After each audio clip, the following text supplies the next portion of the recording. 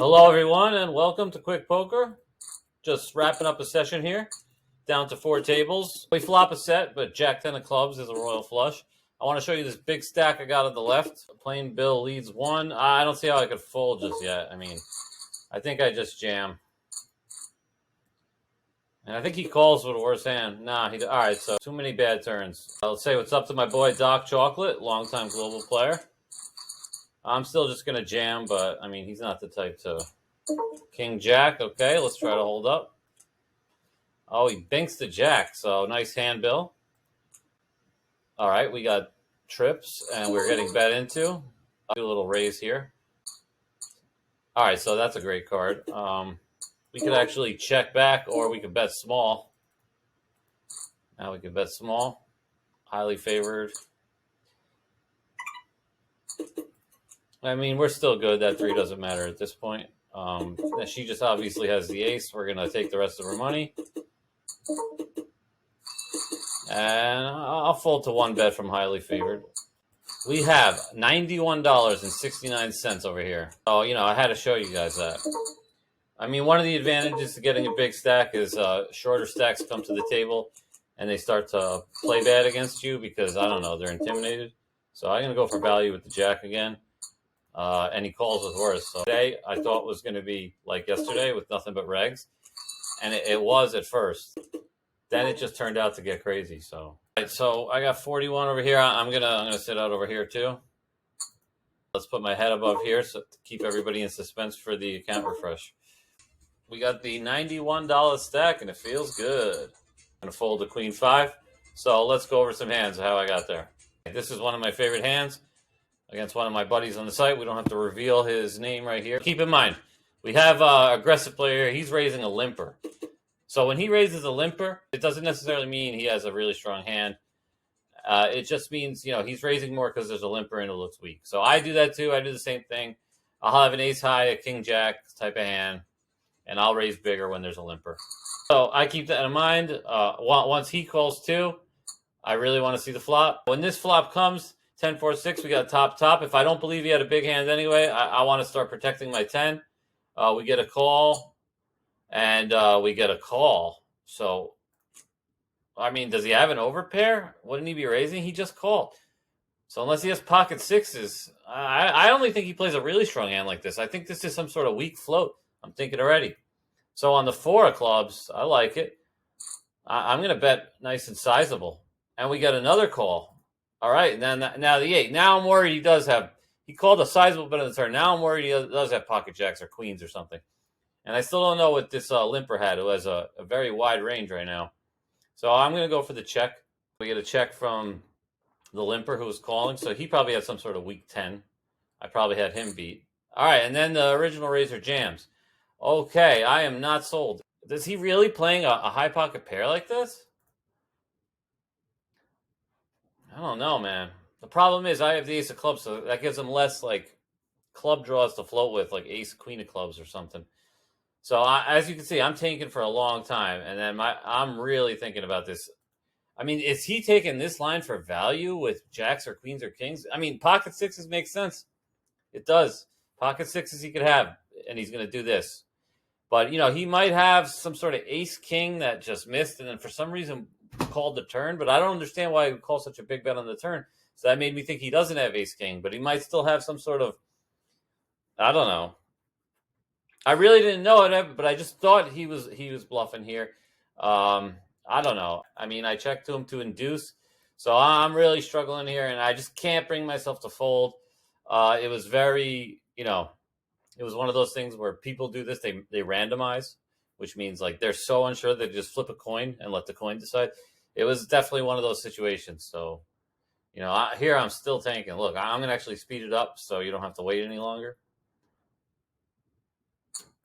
All right, so I make the call, and then this guy folds. And yes, he had king, queen of clubs. So we ship a $29 pot. Great hero call there. Here's another hand that was just ridiculous. We got a limp. All right, so I raised because everybody was limping, and then I flop trip 6s. And I just start betting, and we get a call. We get a raise. What is he raising me with? Oh, shoot, ace 6, pocket 4s. We're in deep trouble, but obviously I'm not going anywhere. So I call that, and then I hit the 7 on the turn. And now I'm not really afraid of anything. I mean, the only hand that beats me now is pocket 7s. So he doesn't have that. So I'm hoping he's going to still barrel with his pocket 4s or possibly ace 6 or some sort of 6-5, some sort of. I mean, look at him. Now he bets huge. He definitely thinks he has the best hand, and this guy calls too. Jams the river, and he had pocket 10s?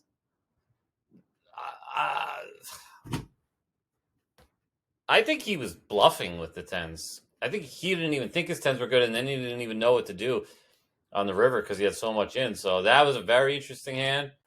10s are the theme for today. I open 10s. I get 3-bet.